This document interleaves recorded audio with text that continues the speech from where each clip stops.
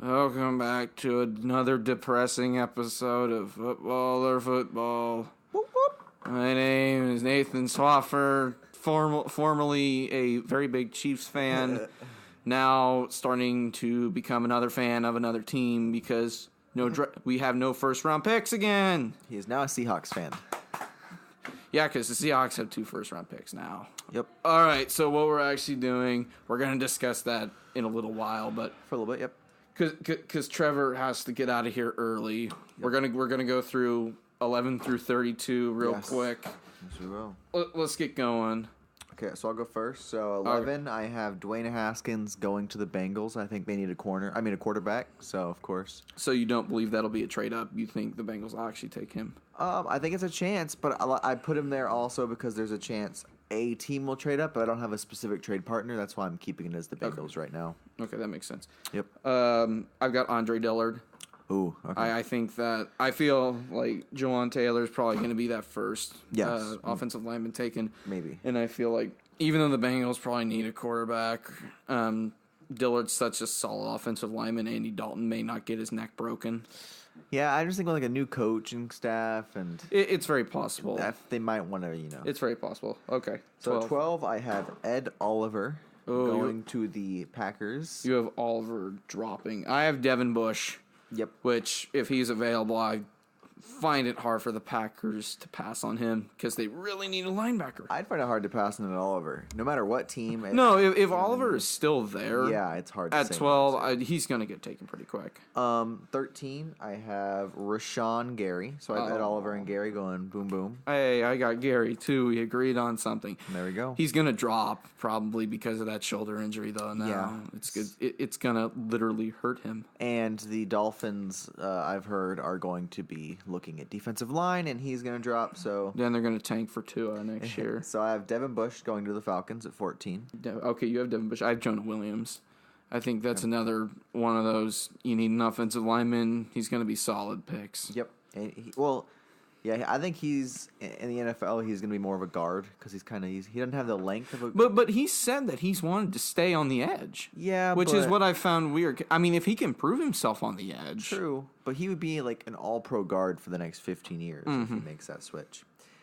At 15, DK Metcalf. Same. DK Metcalf is a freak of nature. Yep. But he's not the most polished receiver.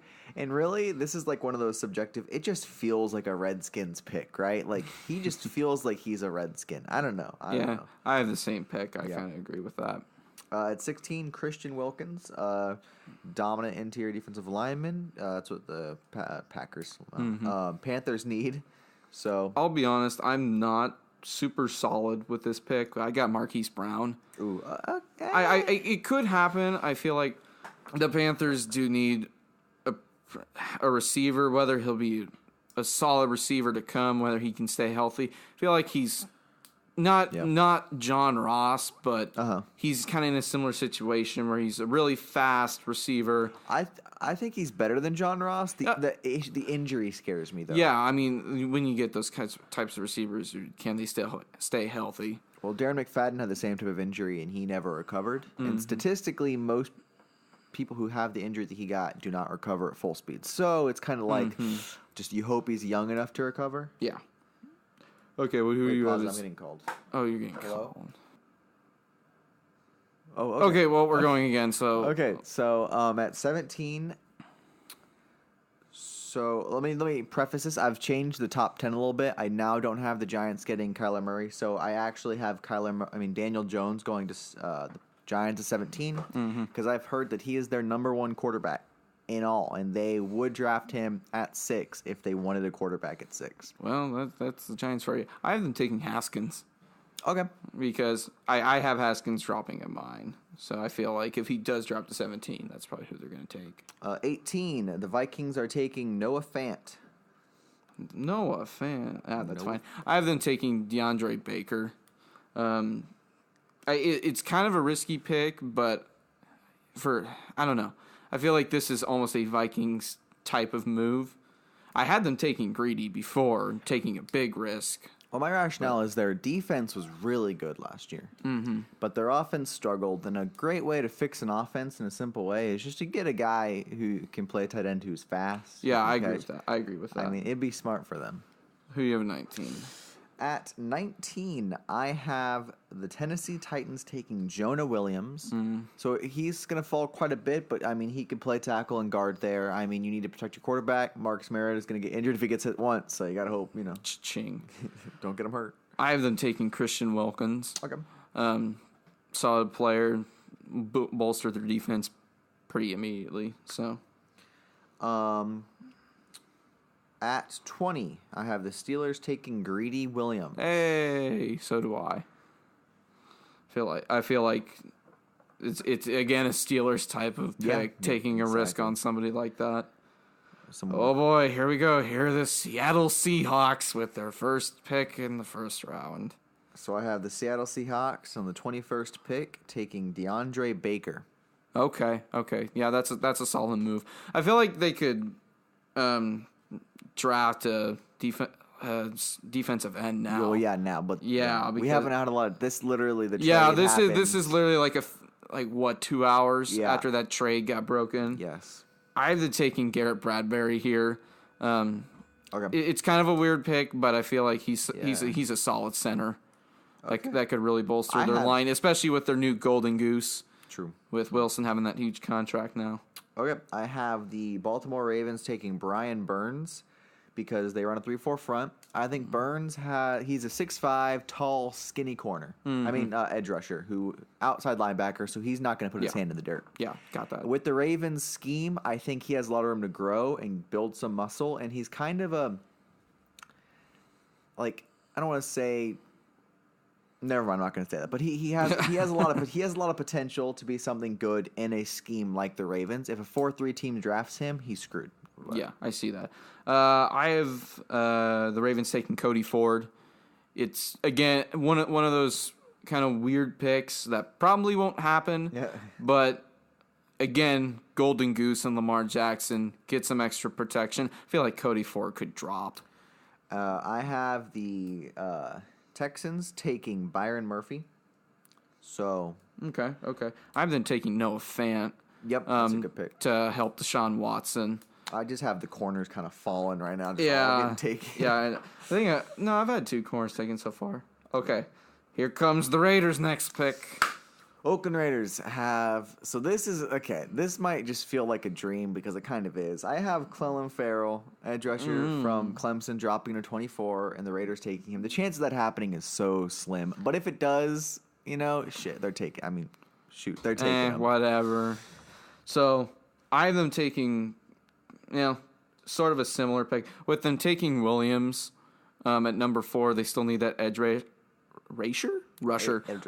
I have them taking Brian Burns here because that's a rough one. Yeah, maybe. If he's still available, it could happen, but they need to get an edge rusher of some sort. My issue with Brian Burns, like I said, I don't know how good he'd be with his hand in the dirt because he's so. But I mean, he could work out for us. It's possible. Depends on how they have him ranked. At 25, I have the Eagles taking Jonathan Abrams. So the first safety off the board. Yeah, I see that. I've been taking Byron Murphy, which again, another solid pick. They need to bolster that secondary really bad. I have the Colts taking LJ Collier, and he might drop out of the first round. But yeah, I see that.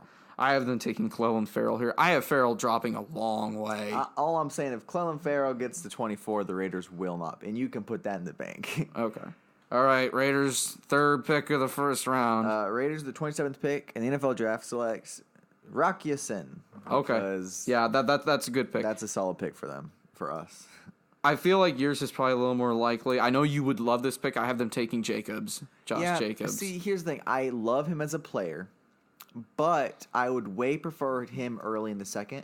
I understand than late in the first. But I wouldn't be mad. A lot of Raiders fans would be mad at that pick. I would not be. I mean, I see, with 28 through 32, nobody really there needs a running back real bad. So in the top 5. Yeah, I could see him dropping. Yep.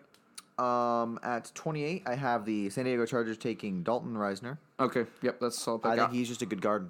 That's it. Yeah. I have them taking Rock Ya-Sin. Okay. 29. With the 29th pick in the NFL draft, the Seattle Seahawks select Deontay Thompson. So, whoa. You have Thompson going that high. yes. You have them going over Rapp. Yep. And dude from Florida, who I cannot pronounce his name. That's an interesting pick, him going in the first round. Hey. But, I mean, they do need a safety. So I have them also taking a safety, but I have them taking Abram because he's still available in mine, who I still feel like is the best safety in the draft. And so what I'm thinking with the Deontay Thompson thing is that they will be scared off of Taylor Rapp's speed. They're going to be like, we still need a safety. Rapp is a little slow. But I have the Packers coming out at 30 and saying, wait, they just passed on Taylor Rapp? Oh, my God. And so the Packers are going to take Taylor Rapp at 30. Yep, I understand that. So I have kind of a weird pick here. The Packers have done a lot this offseason, but Aaron Rodgers needs some help. Yeah. So I have them taking Paris Campbell here. I like Paris Campbell a lot. I've been torn over a bunch of these receivers with Campbell, A.J. Brown, N'Keal Harry. I feel like all of them have that potential to go in the late first round. Yeah, the early second round in this draft is probably the best it will ever be. There's so much talent that's going to drop into the second round. No doubt. So I have them taking Paris Campbell there. Okay. 31. So the Rams seemed to struggle when Cooper Kupp went down. Mm-hmm. And so I think the best thing they could do is get another weapon for Jared Goff. And so I still have Marquise Brown available. I think they take that chance because if you hit on that, that's a big hit. I mean, he's Deshaun Jackson-like, and so Marquise Brown, 31. I see that. Yep. So I have the Rams also taking a chance. Not on a receiver, though. Yep. I have them taking a chance on Jeffrey Simmons. Oh, okay. It's an interesting pick because I feel like now with the Seahawks trading to 29, I could easily see them taking a risk on Simmons now.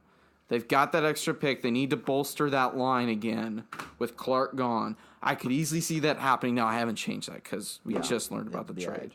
But I also feel like the Rams may want to take a chance on Simmons trying to replace Ndamukong Suh, who they're not going to re-sign, pretty obviously, and to get another body up there with Aaron Donald. I mean, if Simmons turns out to be what he's projected, I mean, imagine Aaron Donald and him next to each other. I mean, oh, Lord. Did anyone ever sign Ndamukong Suh? No, he's still available. Wow. There's a bunch of guys still available, like Sue, EB, but they'll probably be signed after the draft and during. Well, I mean, one of the reasons Eric Berry hasn't been signed is because he wants a long-term contract again, which he's not going to get. So at 32, I have the Packers taking Dexter Lawrence, which is kind of a surprise. So pick. you have them trading to that. What? You have them 32? Yeah. The Patriots? What did I say? You said the Packers. I meant Patriots. I'm like, oh yeah, Packers. At 32, I have the Patriots taking Dexter Lawrence. I think overall they like to go defensive edge or interior early, like late in the first, if they don't go receiver or something. And Dexter Lawrence, he's a freak of nature. I don't think he has super high pass rush potential, but he's just one of those guys I just feel Bill Belichick would love. Yeah. So I have them taking Dalton Reisner here, which will bolster their line. Very good pick. We're going to have to end it because Trevor has to go find a new... We can talk a little bit about the Chiefs trade if you want to. Yeah. Let's talk about... So, the breaking news of what is today for us is that the Chiefs traded a first this year, a second next year, and they swapped thirds this year for the Seattle Seahawks defensive end, who they just franchise tagged, Frank Clark, and the Chiefs also signed him to a 5-year, $20-something million contract. It's, I think, over 5. It's 105. Yeah, with about like 63 guaranteed. Yeah, so I mean, those aren't exact numbers, but pretty much those. I think it's. I mean, as a Raiders fan, of course, I want it to be a bad trade, but I'm not as negative as Nathan is about it. I think. Well, I'm not as negative as I was when I was texting you right after it happened. Yeah, I'm a little better now. There is a chance that it could be a very, very good trade. We won't really know until we see who the Seahawks draft, and just like when Khalil Mack was traded. I'll just say this: if DeAndre Baker falls to 29, Yeah. I'm gonna be pissed. Or even Rocky Sin, dude. Rocky Sin and DeAndre Baker are very. I would like to have either of those guys on my team because they're consistent. I wouldn't mind if Greedy drops to that as much because Greedy doesn't like to tackle. Greedy's a mess, but so I think it's a pretty good pick. We'll see if it's it could end up being a bad trade, could be a good trade. Who knows? But we'll see, especially after draft night. But I gotta go do stuff for college. So okay, I'll finish this up, but I'm gonna talk about the trade. Trevor, you can leave if you want. Okay. Or you could listen to me rant. Nah, I gotta go, but all right, just be quiet on your way out. I'm gonna scream on my way out. So all right. Good luck. Okay, so Too mad. no, I won't. So when I first saw this trade, I saw earlier in the week that they wanted to trade for Clark, which I'm like, okay, yeah, that's great, When I saw what the Seahawks wanted, I'm like, crazy people. Yeah. Draft day. I mean. Oh, can I add something? Yeah. So I'm just about to leave, but Nathan, this morning of the day we're recording the podcast, we were talking about it, and I was like, I'd give up a third for Frank Clark, and he was like, I'd give up a second, and then the day of, the Chiefs give up a first and a second. Okay. See ya. All right. So when I first saw the trade, I thought at first that, okay, we probably got them to come down a little bit. Because where the Chiefs were in this draft, with the 29th, I loved where they were. I knew that we probably could have a cornerback like DeAndre Baker, Rocky Sin, Byron Murphy drop to that position, maybe even Greedy Williams. Or, you could go with a safety option in Jonathan Abram, who I love a lot. Him paired with Tyrann Mathieu would be great. But my initial reaction when I saw what they paid for him was extremely negative. I thought they paid way too much for him. Now, as I read some details on the trade, they swapped third rounders, which is good for the Chiefs. They get a higher pick there. They did not give the Niners second rounder from that D4 trade in 2020, which is good because that'll be higher. But to me, they paid way too much for him. Frank Clark is an absolute solid player, and I think he will help the Chiefs. For sure. I think he's better than Dee Ford and Justin Houston.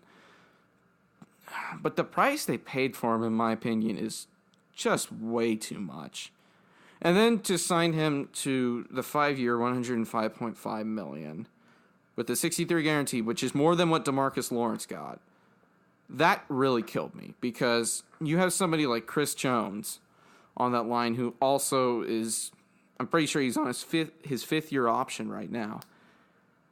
And to see him, he hasn't gotten an extension, and then you give Frank Clark this super rich contract. It really is surprising to me that they would give up this much and then pay him this much. I've gotten a little better about it, but I'm still thinking about it and thinking, they haven't had a first round pick in 2 years now. Now I could easily see Brett Veach trading up into the early second, maybe even the late first, with those 2 second rounders that he has right now in this year's draft, and with that higher third, to possibly get a cornerback that drops, or go get somebody like Taylor Rapp. But it kills me with this. I feel like Brett Veach tried to pull a John Dorsey, and wouldn't say epically failed at it, but did not get what he probably should have gotten out of it. I mean, we got to let it play out and see what happens. That's all I've got to say about it right now. I'm going to let it play out, see what happens in the draft with the Chiefs and who the Seahawks take. But that's going to do it for this episode of Football and Football. Hope you'll get ready for the NFL draft tomorrow. Really do. Thanks for listening.